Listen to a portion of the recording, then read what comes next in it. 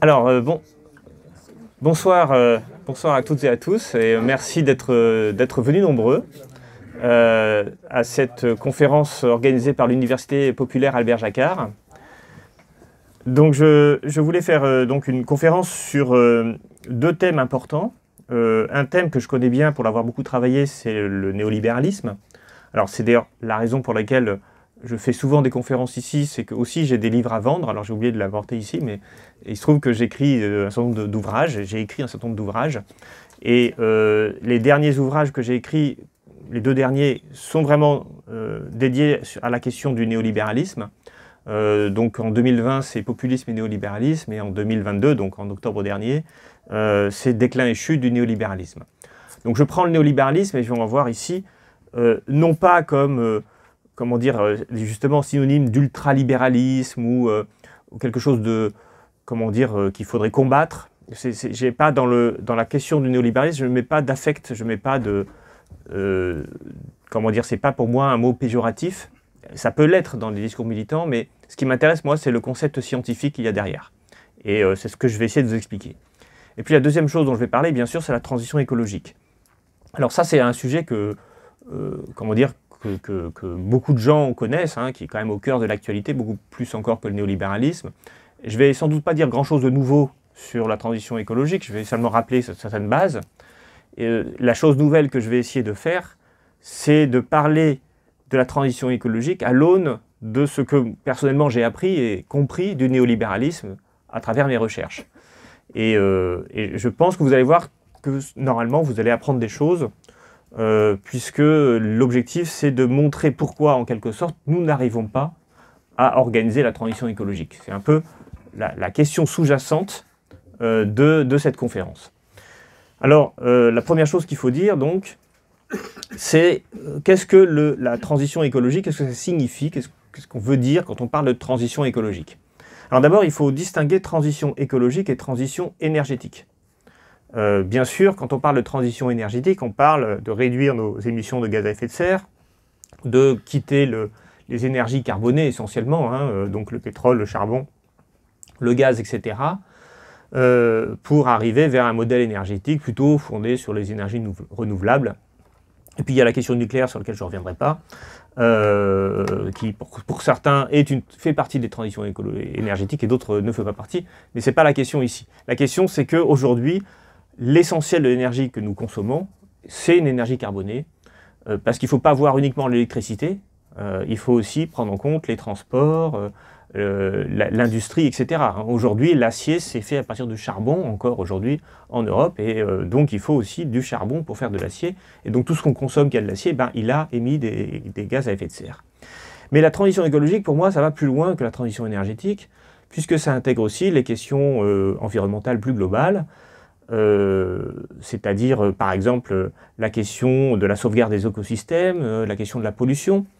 Et puis il y a aussi une autre question qui pour moi fait partie de la question de la transition écologique, puisque derrière la transition écologique il y a l'idée d'avoir un système productif qui soit soutenable, et donc se pose évidemment la question de la raréfaction de nos ressources naturelles, et je pense bien sûr aux ressources minières et autres, et notamment tout ce qui n'est pas renouvelable.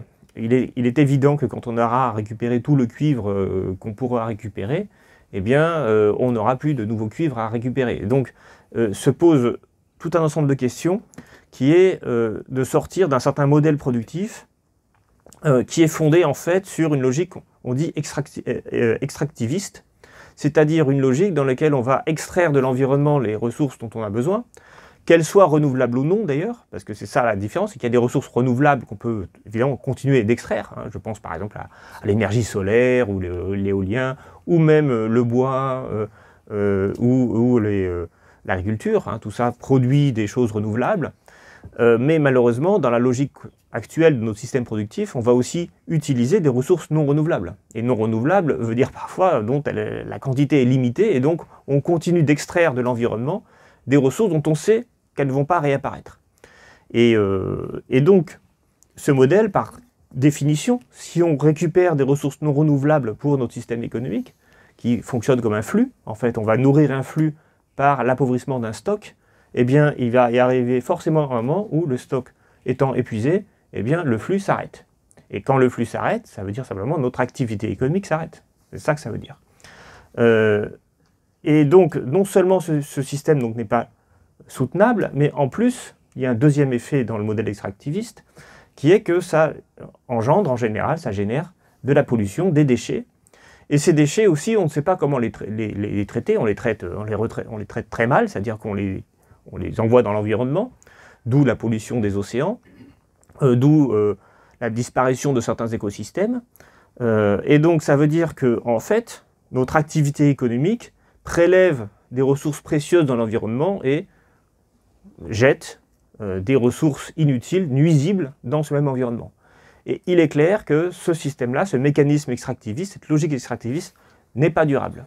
Alors, elle n'est pas durable peut-être à l'échelle de quelques décennies, quelques années ou quelques siècles, mais dans tous les cas de figure, ça veut dire qu'on est en train de détruire notre avenir pour vivre notre présent, en quelque sorte. Et même si l'avenir peut apparaître lointain pour certains d'entre nous, eh bien, il y a des ressources dont on sait que, notamment le pétrole, qui est quand même aussi aujourd'hui une ressource absolument indispensable, puisque la plupart d'entre vous, vous êtes venus en voiture, vous avez donc utilisé du pétrole pour venir, et donc clairement, on sait que, alors tout le monde n'est pas tout à fait d'accord sur savoir est-ce qu'on a vraiment passé le pic pétrolier, mais ce qui est clair, c'est qu'on est plus ou moins dedans. C'est-à-dire que dans les 20-30 prochaines années, dans 30 ans, on extraira moins de pétrole qu'aujourd'hui. Et donc ça veut dire qu'il va falloir se limiter. On va falloir se limiter, alors même que la population mondiale va augmenter, et que les besoins de tout un ensemble de sociétés en voitures, en carburant, vont, eux, augmenter. Donc on va se retrouver, pour le pétrole par exemple, mais ce n'est qu'un exemple, avec une sérieuse limite dans notre système productif. Si on n'a pas de transport, si on n'a pas de pétrole, on n'a pas de transport. Si on n'a pas de transport, on n'a pas de commerce. Si on n'a pas de commerce, tout un ensemble de choses qu'on ne peut pas faire. Notamment produire plein de choses. C'est-à-dire, par exemple, notre alimentation animale, aujourd'hui en France, à 80%, elle vient d'importation de céréales étrangères, de soja ou de céréales étrangères. On a tout un cheptel de bovins, de volailles, d'ovins, etc. Mais beaucoup sont nourris, alors il y a bien sûr des productions locales, mais une grande partie de la production animale céréalière, eh bien, elle est importée notamment d'Amérique du Sud. Donc ce système n'est pas soutenable, et donc logiquement, et là encore, c'est même pas un discours militant que je suis en train de vous tenir, c'est juste un discours logique, logiquement, il faut en changer. Alors comment on peut en changer? Eh bien, il faut passer d'une logique extractiviste à une logique d'économie circulaire. Alors, ça ne suffira pas, mais c'est la première chose, il faut penser circularité. Alors qu'est-ce que ça veut dire penser circularité? Ça veut dire que eh bien, nos ressources, il faut les réutiliser. C'est-à-dire qu'une fois qu'on a, avec nos ressources, produit quelque chose, et que ces produits, ensuite, on les a jetés, on va créer des déchets, il faudrait être capable, et ça n'est pas si compliqué que ça en réalité, de récupérer nos déchets, de les recycler et de les réutiliser. Alors on le fait en partie, mais dans des proportions qui sont très en deçà de ce qu'il faudrait faire, notamment pour tout un ensemble de choses. Puis il y a des choses qu'on ne peut pas réutiliser. Le pétrole, on le brûle, et là forcément, par définition, on ne peut pas récupérer ensuite les atomes. Alors, on pourrait, en fait, théoriquement, on pourrait récupérer le carbone de l'air, et puis ensuite, avec de l'énergie, reconstruire comment ça s'appelle, un carburant de synthèse, mais ça serait très très très coûteux et a priori pas faisable, quoi. Parce qu'il faudrait beaucoup d'énergie également. Donc la première chose, c'est essayer, dans la mesure du possible, de rentrer dans une logique d'économie circulaire. Alors parfois, quand on dit ça, on dit oui, mais tout n'est pas recyclable, et c'est vrai, tout n'est pas recyclable, et ça veut dire qu'il faut rajouter d'autres choses, mais quand même, on pourrait recycler bien plus ce qu'on fait. Et par ailleurs, des systèmes circulaires, ça existe. Complètement circulaire, ou quasiment complètement circulaire, ça existe. Alors, je le dis toujours parce que les gens sont très étonnés, mais qu'est-ce que c'est qu'un écosystème? Qu'est-ce que c'est que la biosphère? La biosphère, c'est un mécanisme qui fonctionne quasiment exclusivement en économie circulaire. Puisque qu'est-ce que fait la biosphère? Eh bien, on a des déchets organiques qui, en général, nourrissent les plantes, qui nourrissent les animaux, et puis il y a toute la chaîne alimentaire derrière, et puis à la fin, ça fait des déchets organiques qui eux-mêmes sont réutilisés ensuite par les plantes. Alors ce mécanisme-là ne peut fonctionner, tous ceux qui ont fait un peu de biologie savent ça, ce mécanisme-là ne peut fonctionner que s'il y a un apport d'énergie.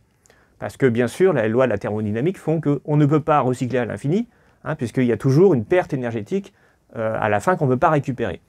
Et d'ailleurs, c'est ça qui se passe. L'écosystème, les écosystèmes et la biosphère en général prélèvent de l'énergie solaire. Et c'est ainsi que depuis des centaines de millions d'années, en fait, elle se perpétue sans, finalement, donc il y a de la pollution, bien sûr, mais cette pollution est toujours exploitée.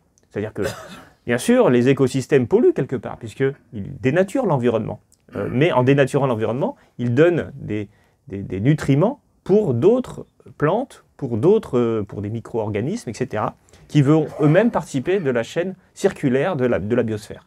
Donc je dis ça parce que c'est possible, l'économie circulaire, au sens où la nature le fait depuis des centaines de millions d'années. Et ce système-là qui fait la nature, en fait, on devrait pouvoir s'en inspirer. Alors, évidemment, pourquoi on n'y arrive pas? On arrive à refaire plein de choses que la nature, mais ça, on n'y arrive pas. Ben, on n'y arrive pas pour deux raisons. D'abord, parce que techniquement, bon, on ne sait pas forcément comment faire, comment recycler tous nos déchets. Par exemple, nos plastiques, on ne sait pas trop comment les recycler. La plupart finissent dans la mer, dans l'océan. Mais aussi parce qu'en en fait, on ne cherche pas vraiment à le faire. C'est-à-dire, et c'est ça que je vais essayer d'expliquer, c'est-à-dire que c'est pas juste qu'on ne peut pas techniquement le faire, c'est qu'en fait, on n'a pas vraiment envie de le faire. Parce que ça coûte cher. Parce que dans le modèle extractiviste, si ce modèle fonctionne, c'est parce que ça coûte beaucoup moins cher de récupérer de nouvelles ressources dans l'environnement, plutôt que de recycler nos déchets, qui parfois sont toxiques, parfois sont mélangés avec plein de trucs. Et finalement, la logique économique telle qu'elle fonctionne aujourd'hui est une logique qui pousse au modèle extractiviste et qui ne permet pas d'aller vers le modèle circulaire. Alors, l'économie circulaire, c'est donc quelque chose d'important. Ça n'est pas forcément la seule chose qu'il faut viser. Il faut aussi viser à limiter nos impacts environnementaux. C'est-à-dire, bon, si on a le choix entre deux technologies, l'une qui va beaucoup polluer, l'autre qui va moins polluer, bah, il faut prendre celle qui va moins polluer. Il ne faut pas se dire, parce qu'on va toujours réussir à recycler nos déchets, qu'on peut se désintéresser de la quantité de pollution qu'on émet. Et puis il y a aussi le fait qu'il faut pouvoir aussi réparer les écosystèmes endommagés. Et ça aussi, c'est une chose dont on prend conscience aujourd'hui. D'ailleurs, on a réussi parfois à réparer des écosystèmes très endommagés, alors parfois pas complètement, mais parfois partiellement tout de même. Et puis, le dernier élément dont je voudrais parler, c'est que la transition écologique nécessite une moindre consommation d'énergie. Et ça, on ne va pas y couper, hein, les enfants. Je veux dire, l'énergie qu'on consomme aujourd'hui, elle est en grande partie, en partie majoritaire, fondée sur le pétrole et le charbon et le gaz, les énergies fossiles. Et ces énergies fossiles, ne sont pas renouvelables. Donc forcément, au bout d'un moment, bah, on devra s'en passer. Et puis deuxièmement, et c'est ça le vrai problème aujourd'hui, c'est même pas qu'on n'ait pas assez, c'est aussi que ça crée des gaz à effet de serre qui dénaturent le climat. Donc il faut qu'on arrête de consommer ces énergies fossiles. Et en fait, on sait qu'on n'a pas la technologie pour s'en passer. On n'a pas... ce qui serait possible à long terme, c'est la fusion nucléaire. On va dire c'est le Graal de l'énergie. Ça nous coûte quasiment... Enfin, c'est l'énergie du soleil en réalité. Ça ne pollue pas. Et ça a un potentiel quasiment infini de production d'énergie. Mais le problème, c'est que technologiquement, on n'y est pas. Et si on doit attendre que ça fonctionne, il faudrait attendre au moins 50 ans au minimum. Et dans 50 ans, on sera en 2070, 73.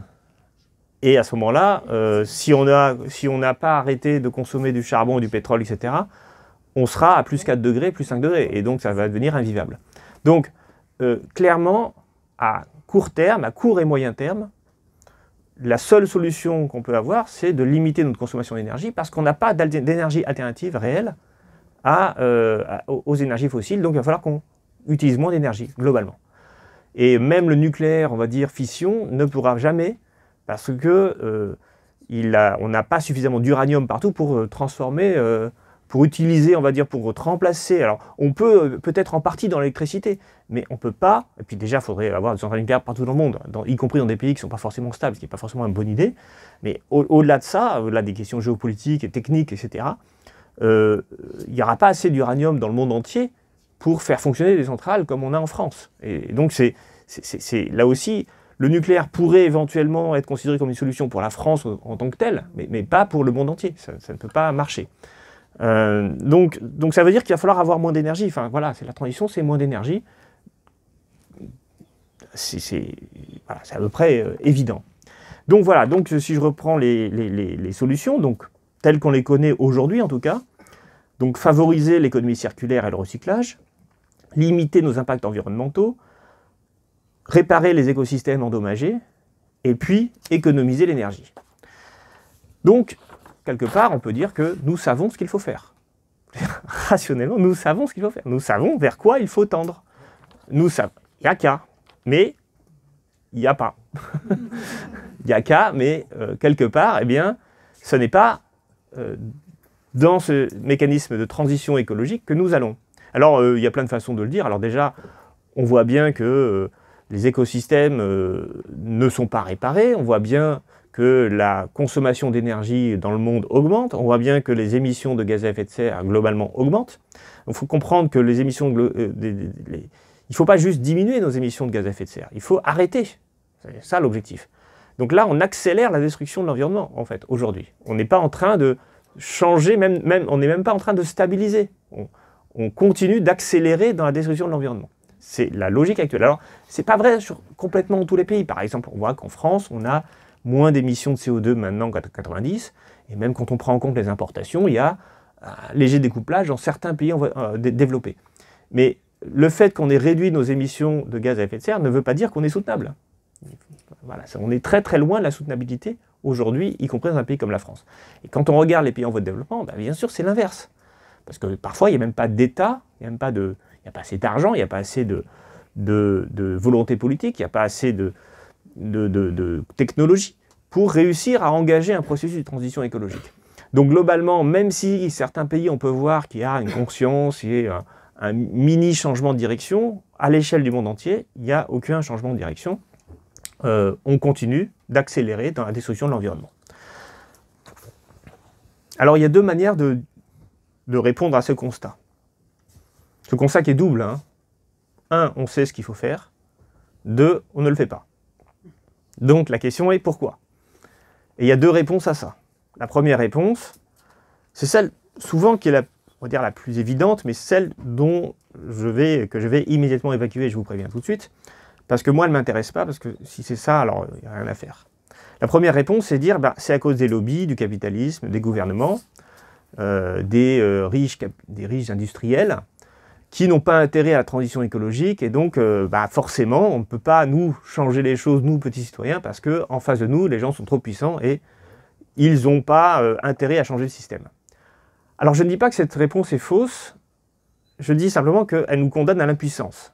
Parce qu'à part faire la révolution, et comme on n'a pas les rapports de force pour nous, eh bien, on sera tous morts, on n'aura rien changé. Donc, par ailleurs, il y a quand même un petit paradoxe dans cette réponse, c'est qu'au bout d'un moment, les riches aussi vivent sur la planète. Moi, je pense que pour le coup, la question écologique devrait être une question consensuelle, globalement. Parce que l'argent ne se mange pas, et que quand on commence à avoir des canicules, ça fait peur à tout le monde. Ça ne fait pas peur qu'aux pauvres, en fait. Ça fait peur aussi aux riches. Ma réponse, c'est donc que ce n'est pas un problème individuel. Ce n'est pas un problème de personnes malfaisantes.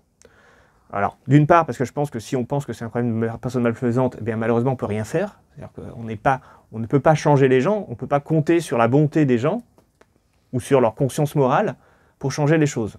Donc, il faut qu'on trouve un autre aspect du problème, et c'est celui-ci dont je vais parler, qui est un problème de système. C'est-à-dire qu'il y a un problème dans notre système qui fait que, en quelque sorte, on va vers l'accélération de la destruction de l'environnement spontanément, et pas vers la transition écologique. Je peux poser les choses différemment.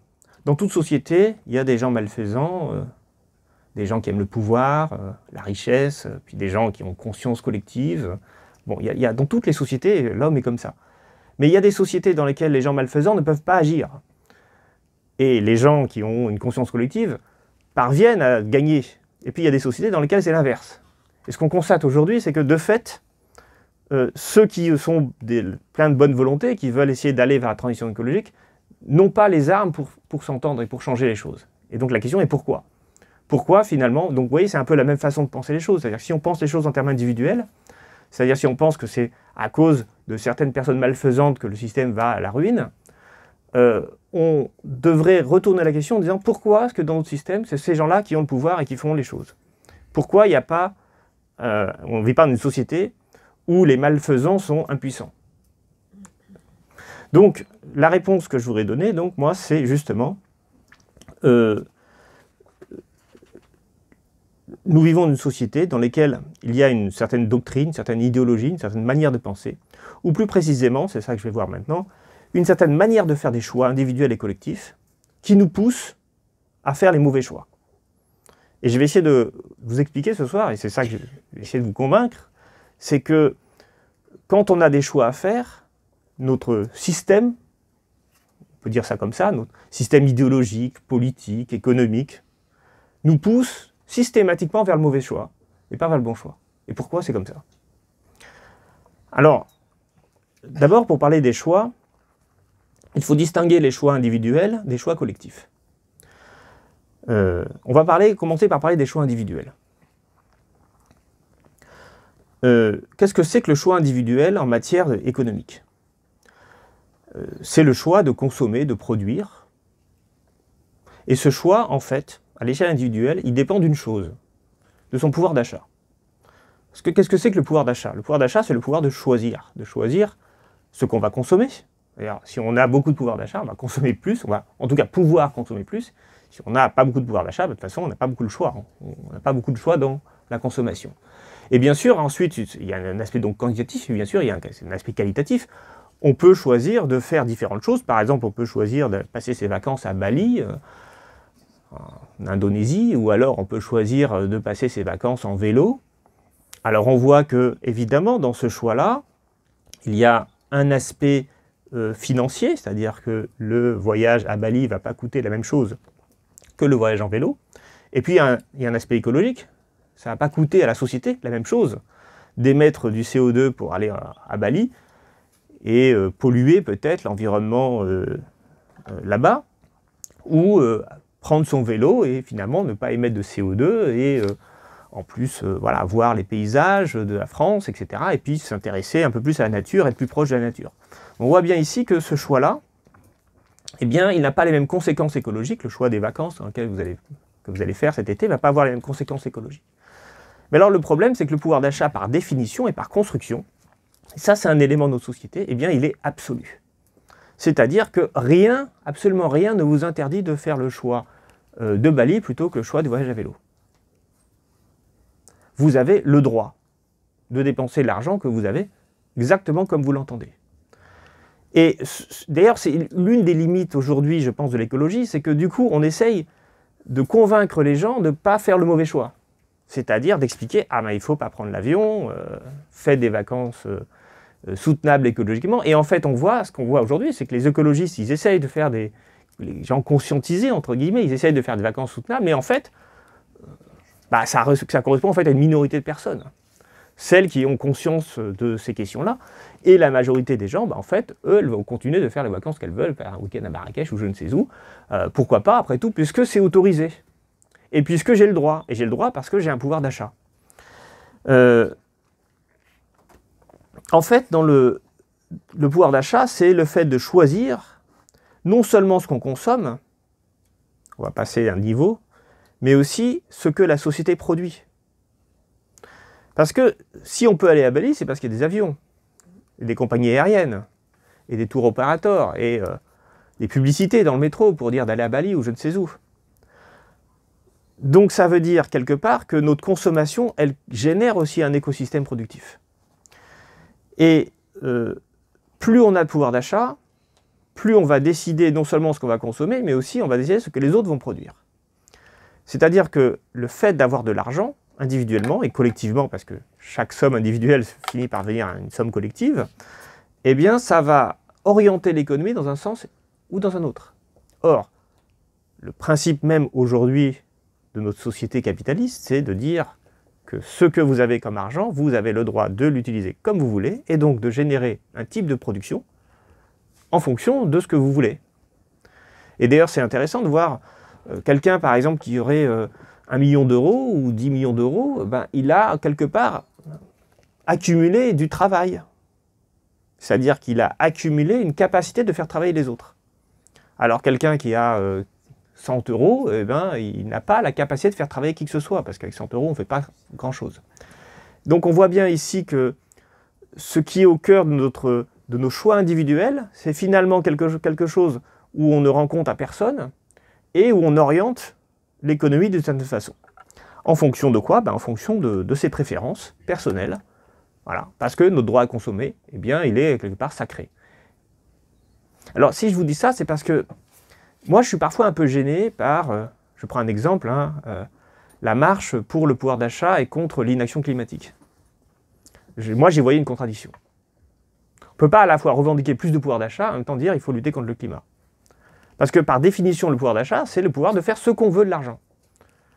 Alors, maintenant, quand je dis ça, vous comprenez bien, je ne vais pas non plus dire, baissons le pouvoir d'achat de tout le monde, c'est mon projet. Mais oui, parce que sinon, je ne serais pas élu. Bon, d'un autre côté, je ne me présente pas. Mais comment fait-on pour résoudre cette contradiction? Alors, il y aurait peut-être des choses, c'est-à-dire limiter le choix de consommer qu'on a. Mais par exemple, si vous dites aux gens, maintenant, c'est terminé les voitures, c'est terminé les voyages en avion, ils vont avoir l'impression que vous attaquez à une liberté fondamentale.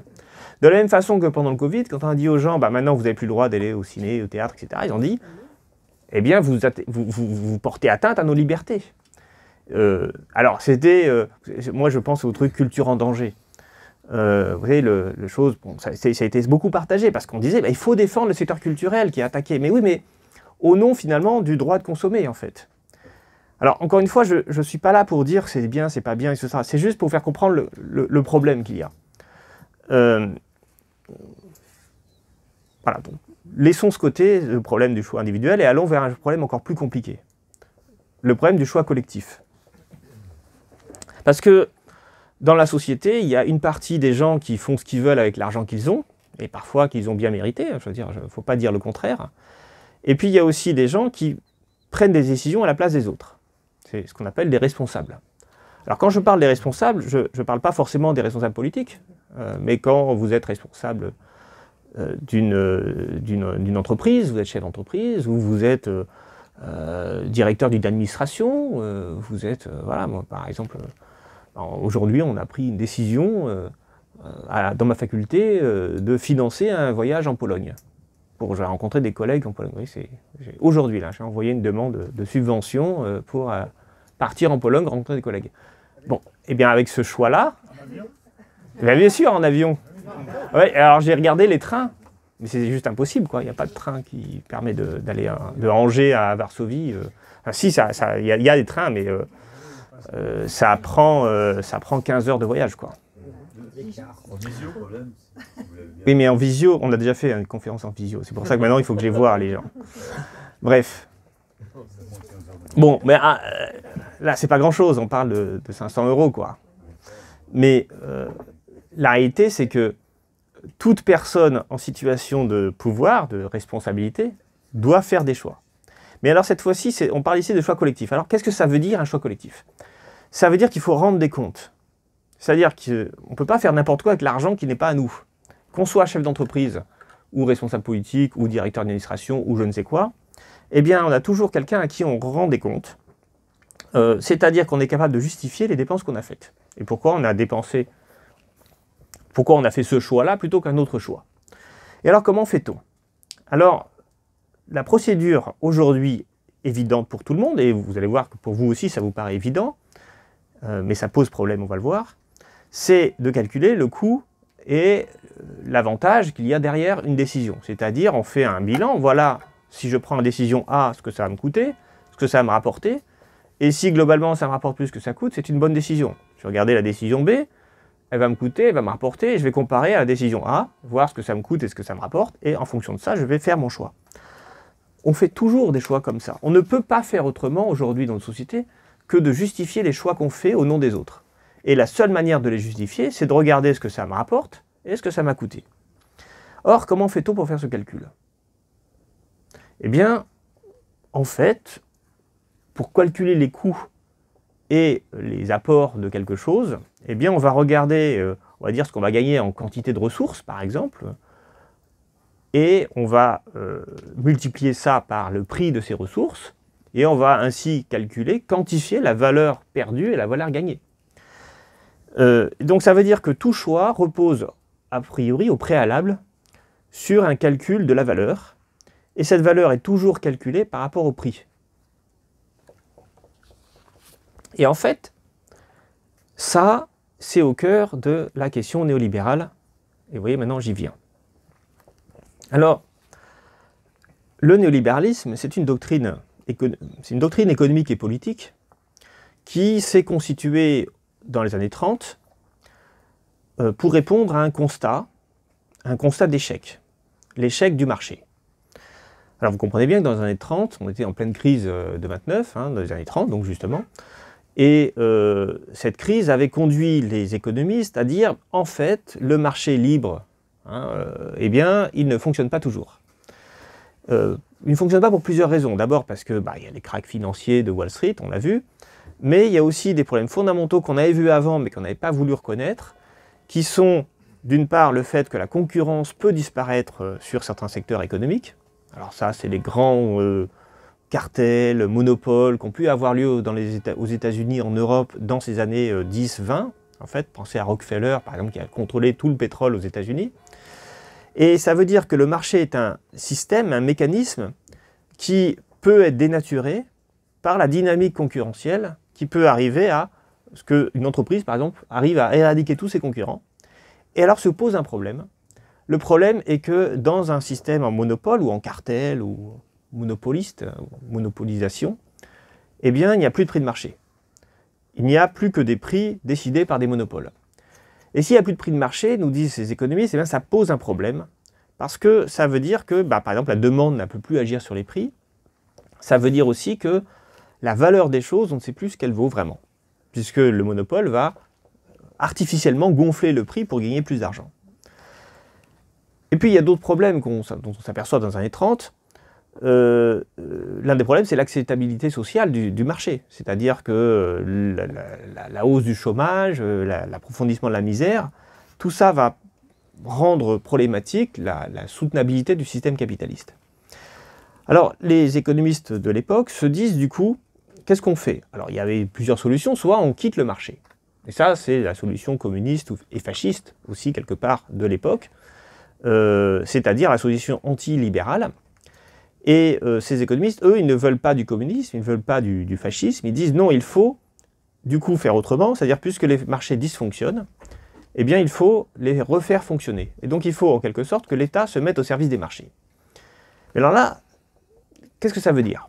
Ça veut dire par exemple un truc tout simple, que l'État fasse en sorte qu'il n'y ait plus de monopole privé, et donc qu'il organise la concurrence, qu'il soutiennent la concurrence avec des autorités de la concurrence, avec des lois en faveur de la concurrence. C'est ce qui s'est passé aux États-Unis avec les lois antitrust de la fin du 19e, début 20e siècle.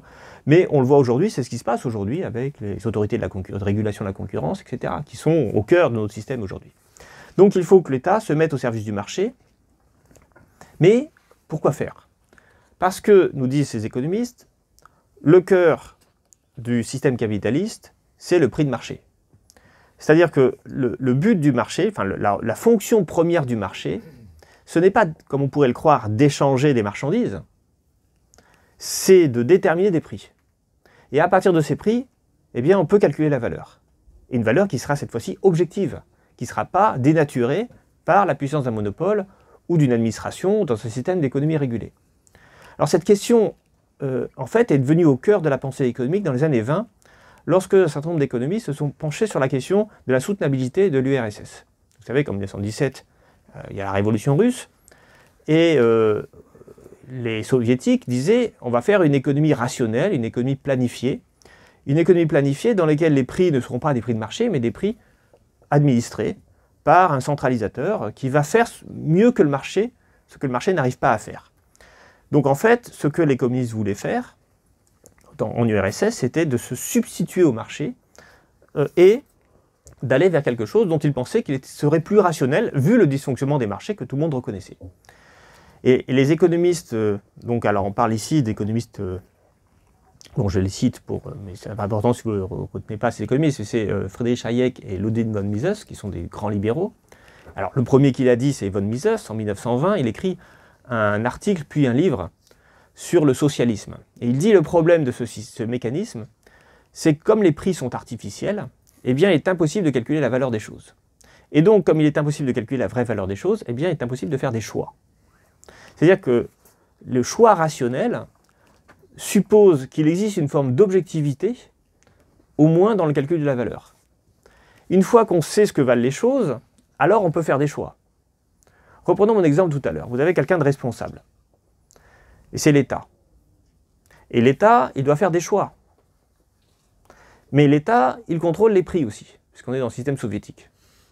Ben, vous voyez bien le problème. C'est comment vous allez justifier un choix si vous contrôlez les prix. Puisque quelque part, quel que soit le choix que vous faites, vous pourrez toujours ajuster les prix pour dire « Regardez, mon choix est bon.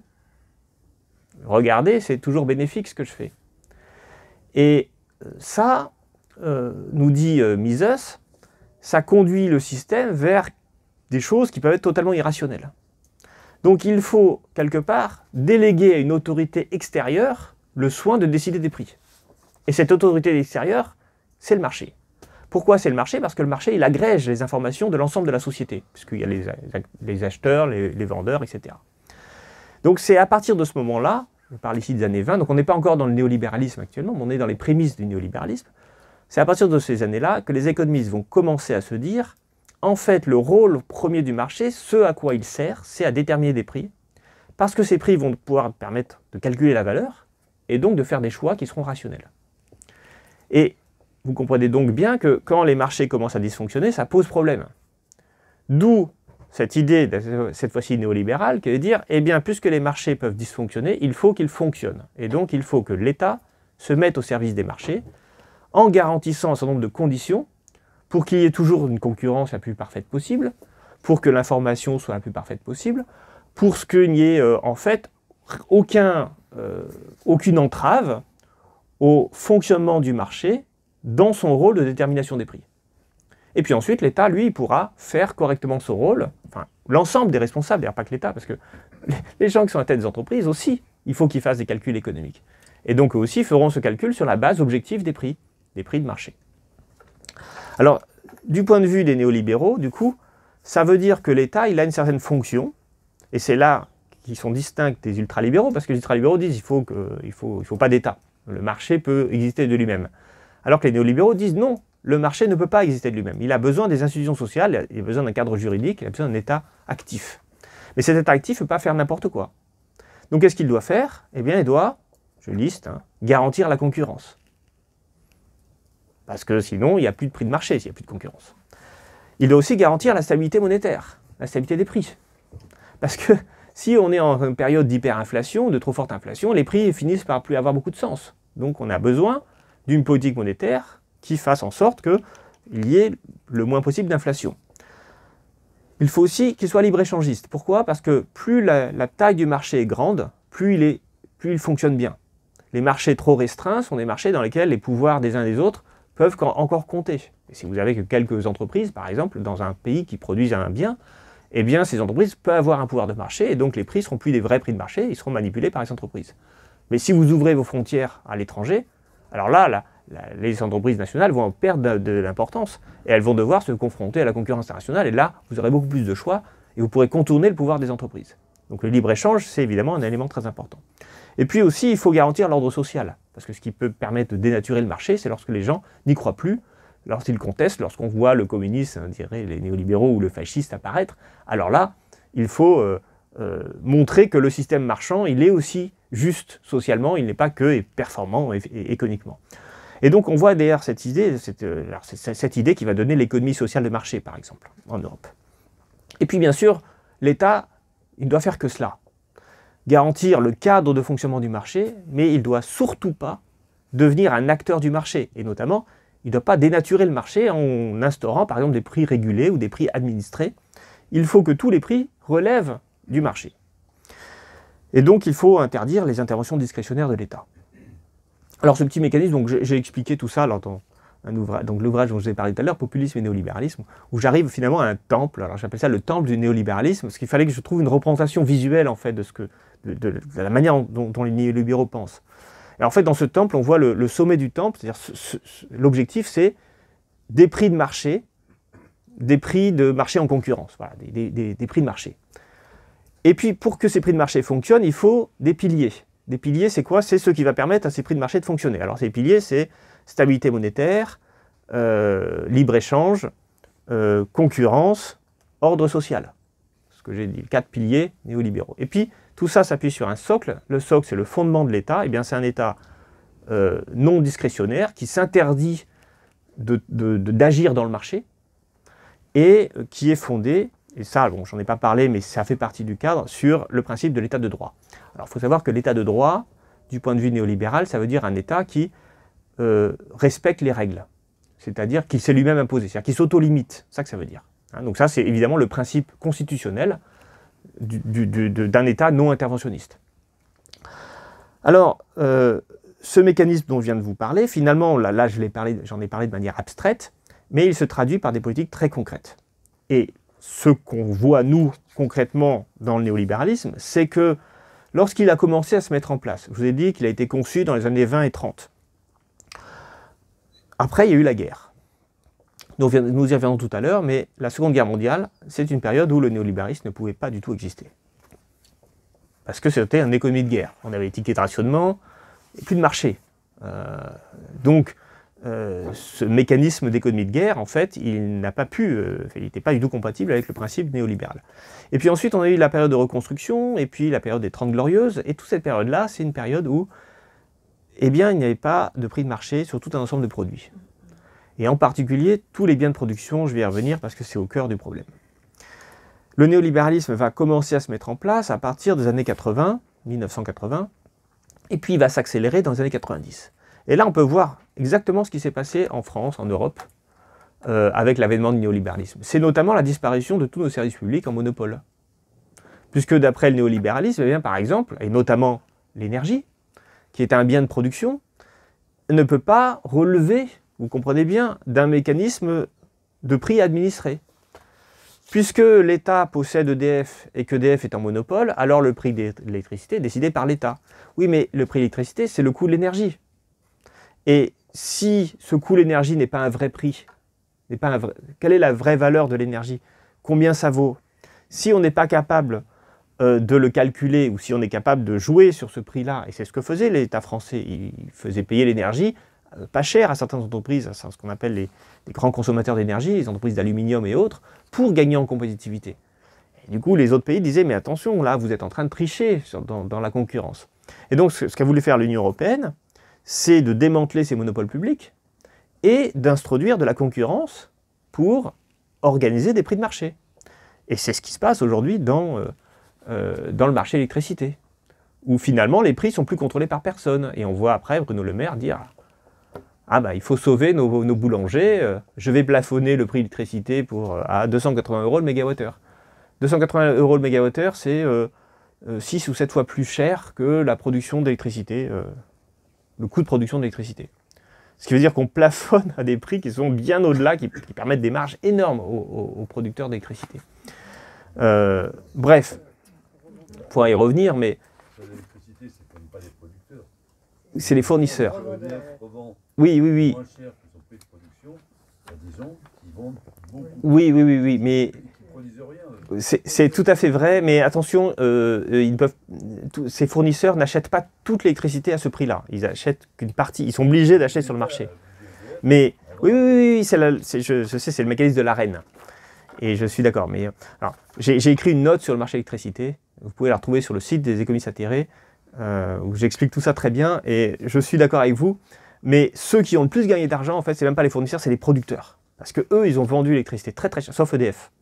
Mais tous les autres producteurs, ils ont vendu l'électricité très cher, alors que eux, ça leur coûtait rien de produire. Par exemple, ceux qui produisaient de l'énergie éolienne, ça n'a pas coûté plus cher, à la hausse du prix du gaz n'a pas coûté plus cher, et ils ont vendu à 500 € le mégawattheure. Donc eux, ils ont fait, et c'est pour cette raison que le gouvernement a introduit une taxe exceptionnelle sur les producteurs d'électricité, donc pas sur les fournisseurs, mais vraiment sur les producteurs, qui rapportera, d'après les prévisions, 13 milliards d'euros. C'est dire, C'est énorme. C'est une taxe sur les profits qui sont réalisés. La facture d'électricité va pas beaucoup. Ah bah non, parce qu'il faut bien payer la taxe. Donc, bref. Non, non, alors, tout ça pour vous dire, je savais que l'électricité serait un sujet sensible, mais c'est un sujet important parce que ça montre bien ce que c'est que le néolibéralisme. On nous explique qu'il ne faut pas un prix administré, donc il faut un prix de marché, donc il faut créer un marché. Pour ça, il faut créer de la concurrence. Or, pour créer la concurrence, dans un mécanisme où les modalités de production sont très différentes, où en plus il y a la contrainte d'ajuster l'offre et la demande tout le temps, eh bien, ça crée des problèmes énormes, qui sont ceux qu'on a connus cet hiver. Mais on voit bien le poids de l'idéologie, parce qu'aujourd'hui, il y a encore des économistes, dans les Échos, c'était dans les Échos hier, qui disent que le mécanisme européen d'électricité ne doit pas être réformé, que c'est le bon mécanisme. Donc ça, pour vous expliquer à quel point l'idéologie est forte et puissante, en particulier chez mes collègues économistes. Alors, voilà, donc c'est ça pour vous dire que le néolibéralisme s'est mis en place dans les années 80-90 en Europe par le démantèlement méthodique de tous les systèmes de prix administrés, notamment dans l'énergie, et en particulier dans l'électricité, parce que je vous signale que dans les années 80, EDF était public, GDF était public, ELF était public. On avait donc un système d'approvisionnement en énergie, toutes les énergies de l'époque, qui étaient essentiellement publiques, avec des prix donc administrés en quelque sorte, enfin en tout cas contrôlés par la puissance publique. Je montre dans mon livre que ça ne s'arrête pas là, que les prix agricoles étaient également administrés avec la PAC, qui est avec le principe des prix garantis, que le prix du travail était lui aussi largement contrôlé par tout un ensemble de règles qui faisaient que le marché du travail n'était pas un vrai marché, c'était un marché contrôlé par des conventions collectives, des accords collectifs, etc. Que les prix des matières premières aussi, jusqu'aux années 70, étaient très largement contrôlés, en particulier par les puissances consommatrices, y compris les États-Unis, hein, parce que tout ça n'était pas seulement vrai pour la France, c'est aussi pour tous les pays des capitalistes de l'époque. Donc, et puis je pourrais continuer sur tout un ensemble de services publics. Donc on avait un système, les télécommunications, etc., enfin, où, jusque dans les années 80, notre économie était fondée sur des biens de production. Donc les biens de production, c'est l'énergie, les matières premières, la main-d'œuvre, le coût de refinancement du capital, les taux d'intérêt. Tout ça parce que la Banque de France aussi avait des taux d'intérêt qui étaient contrôlés par l'État. Tout ce mécanisme-là était fondé sur des principes de prix en grande partie contrôlés par les États et par les gouvernements. Et c'est ce mécanisme-là que les néolibéraux ne supportaient pas, pour la raison que je vous ai expliquée. C'est-à-dire qu'ils pensent que le vrai prix ne peut être qu'un prix de marché. Et donc on a démantelé tous ces mécanismes de contrôle des prix jusqu'à organiser donc un système néolibéral qui, alors j'ai dit dans mon livre, qui est en déclin et qui est en train de disparaître, parce que l'un des prix les plus fondamentaux, c'est le prix de l'argent, c'est le taux d'intérêt. Or, depuis 2008, on ne le sait pas encore, mais je vous le dis, les banques centrales contrôlent les taux d'intérêt, notamment les taux d'intérêt des États. Ce qui veut dire que quand on vous dit qu'il faut faire attention à la dette, sinon les taux d'intérêt on va faire sanctionner par les marchés, les taux d'intérêt vont augmenter, ce n'est plus vrai. Ce n'est plus vrai puisque depuis 2015, la Banque Centrale Européenne maintenant contrôle les taux longs. Et donc c'est là où je dis, mais attention, là vous êtes en train de contrôler les taux longs, donc vous êtes en train de revenir sur l'idéologie néolibérale, et donc vous êtes en train de dire que pour les banquiers, on a le droit de contrôler les prix, mais pour les agriculteurs, c'est plus possible. Et ça ne va pas tenir au bout d'un moment. C'est-à-dire qu'on ne peut pas garantir le revenu des banques et laisser les agriculteurs se démener avec des prix mondiaux pour les céréales et le beurre, etc. Donc, si vous commencez à rentrer dans la logique de contrôle des prix du capital, alors vous allez devoir contrôler tous les autres prix. Il n'y a pas de raison. Voilà, c'est ça ma thèse en fait. Mais il y a une autre raison pour laquelle on va devoir recontrôler les prix. Et je reviens donc à la conclusion de cette conférence, qui est l'élément que vous attendez tous. La transition écologique ne peut pas se faire sur un mécanisme de prix de marché. Parce que la transition écologique, c'est être capable de transformer en profondeur notre système productif. C'est-à-dire faire en sorte, par exemple, que les ressources recyclées soient celles qui soient utilisées au lieu des ressources extraites de l'environnement. Or, mais si on veut réfléchir à ça, qu'est-ce qu'il faut faire? Eh bien, il faut, si on veut réfléchir au système du calcul économique, il faut que, du point de vue de l'entreprise ou de l'État, les ressources fondées sur du recyclage soient moins chères que les ressources fondées sur l'extraction. Et ça, si on attend que le marché le fasse, eh bien, il ne le fera jamais. Il ne le fera jamais parce que, de fait, recycler, ça coûtera toujours plus que extraire dans l'environnement sans payer le coût de la production. Parce qu'il faut comprendre une chose, c'est qu'on ne produit pas les matières premières, on les extrait. Ce sont des matières qui ne sont pas produites par nous, elles ont été produites par la nature. Et en les extrayant, eh bien, en fait, on ne paye pas le coût réel de cela. Et donc, en fait, ce qui va permettre à notre système économique d'amorcer sa transition, c'est le contrôle des prix. Et ce contrôle des prix, eh bien, il va à l'inverse de l'idéologie néolibérale. Et c'est pour ça que je vous ai dit qu'on allait parler de la Seconde Guerre mondiale. Qu'est-ce que c'est qu'une économie de guerre? Qu'est-ce qui s'est passé aux États-Unis en 1940? Alors du coup, c'est un truc que j'ai étudié dans mon ouvrage. Je suis allé regarder les textes, parce qu'en fait, c'est génial, ils ont des archives qui sont accessibles sur Internet. C'est super, on peut lire tous les rapports de l'époque.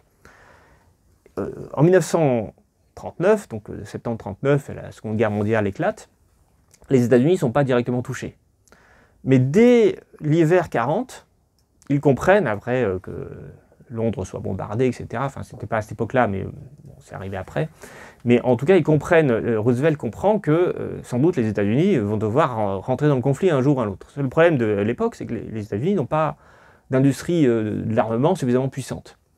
Donc, il faut réorienter le système économique pour que l'acier produit par les sidérurgies américaines n'aille pas dans la production de voitures, mais de navires de guerre, de chars, d'armes. Et ça pose évidemment un problème, parce que ça veut dire appauvrir les gens pour gonfler l'industrie d'armement. Et du coup, qu'est-ce qu'il va faire? Eh bien, il va monter une commission composée de personnalités de la société civile, qui va chercher à rendre acceptable socialement le fait d'organiser des pénuries, parce que c'est ça qui se passe concrètement. Alors des pénuries, forcément elles arrivent, les pénuries, parce que même la main-d'œuvre ne peut plus travailler pour l'industrie civile, il faut que tout le système économique se réoriente. Tourner vers l'industrie civile et vers les besoins de la population, il faut que maintenant qu'il se tourne vers l'industrie d'armement et donc vers les besoins de la guerre. Et avant même l'entrée en guerre des États-Unis, eh bien, il y a une planification de cette réorientation en cherchant à la rendre la plus soutenable possible. Et l'une des choses qui va la rendre soutenable, c'est contrôler les prix pour les ménages.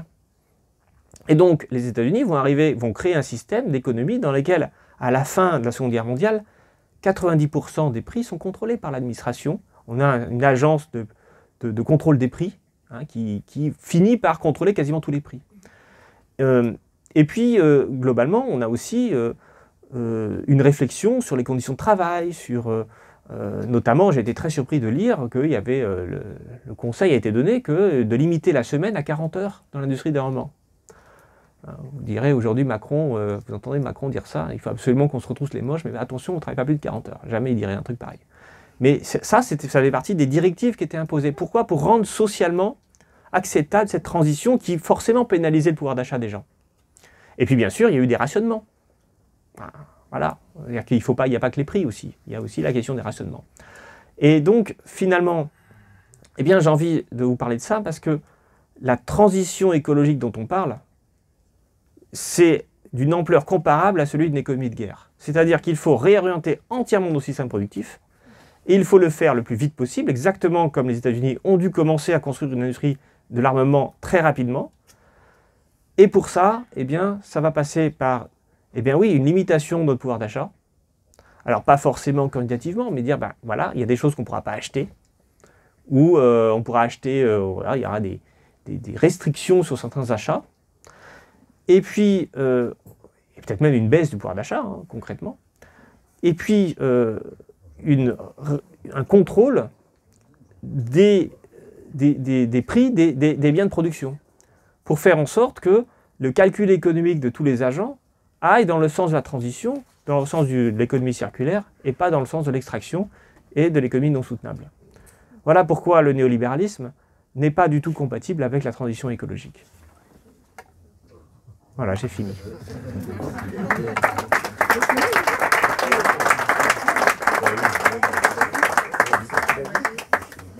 En fait, j'avais un autre truc à dire, excusez-moi. C'est mal, en plus j'enregistre tout ça, ça va être ridicule. Je me suis dit, parce qu'en fait, je lis pas suffisamment les notes. Je me suis dit, j'ai écrit un autre truc qu'il faut que je vous dise.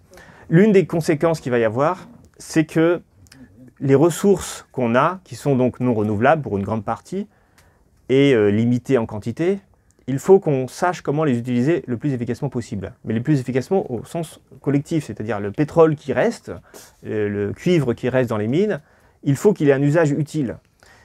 Et l'usage utile, ça ne peut pas être de l'utiliser pour faire du tourisme spatial, par exemple, ou d'autres trucs. Donc, il va falloir qu'on trouve un moyen de distinguer les usages et les usagers. C'est-à-dire, cette ressource-là qui est limitée, dont on ne peut pas complètement se passer à l'heure actuelle, si on doit l'utiliser, dans quoi on doit l'utiliser.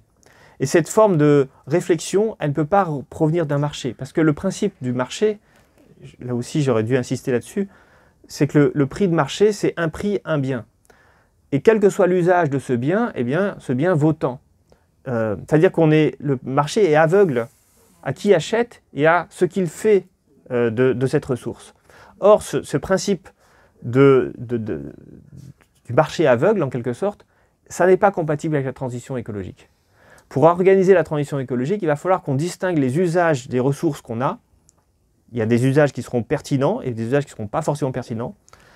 Et il faut aussi qu'on distingue les usagers. C'est-à-dire, est-ce que lui, vraiment, c'est nécessaire de lui donner ça ou il peut s'en passer, par exemple. Et ça, c'est ce que fait en fait un mécanisme de planification. Mais évidemment, ça veut dire introduire du politique dans quelque chose qui est perçu comme un droit. C'est-à-dire, en fait, maintenant, on n'aura pas un droit à consommer comme on veut, on a un droit conditionné à l'acceptabilité sociale de ce qu'on veut consommer.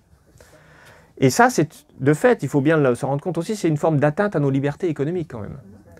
Alors après, on le fait pour une bonne cause, mais ça veut dire aussi changer nos mentalités sur ce que c'est que consommer. Voilà. Donc, c'est ça que je voulais dire. Et je vais vérifier, j'avais aussi parlé de planifier la décroissance, parce que si on veut décroître notre consommation énergétique, ça va poser problème. Donc il va falloir qu'on l'organise, cette décroissance de nos consommations énergétiques. Et donc il va falloir, là aussi, l'organiser, la planifier. Et voilà, donc ça j'ai dit restreindre certaines consommations. Et j'ai mis aussi organiser la relocalisation de tout un ensemble de production.